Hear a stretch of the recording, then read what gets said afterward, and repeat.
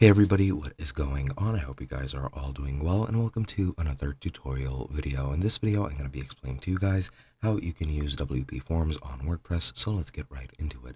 Now, Wpforms is a plugin which is used to create forms, which are of a higher quality than the ones native to WordPress, and I'll be showing you guys how to use it. However, I will be using screenshots because I do not have the possibility of using plugins. So let's get right into it, and let me show you where to find it. First, just go into the plugin marketplace and then just search for Wpforms.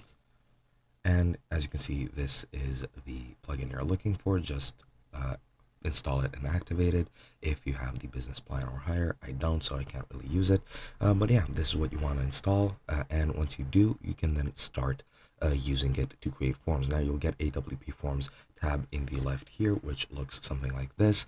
As you can see, it's right under comments. So it should be right under here in between comments and feedback, and you just have to click add new to and make a new form. Click on all forms if you want to see a list, and then use whichever other functionalities you have.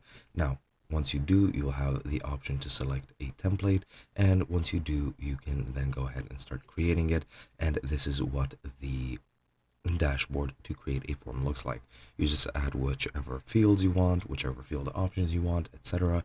And you can also configure the general settings, the notification settings, and the confirmation settings of your form, which is an additional functionality that the WordPress forms do not have.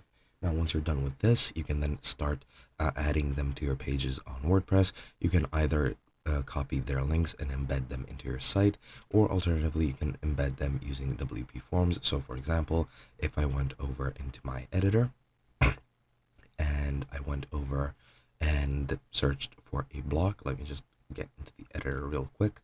If I went here, you would search for Wpforms. Now, as you can see, no results found because I do not have the plugin. But if you did, it would look something like this. And here you can select whichever form you've created and you want to add. And once you do, that form will be added to your page. And that's pretty much all you have to do.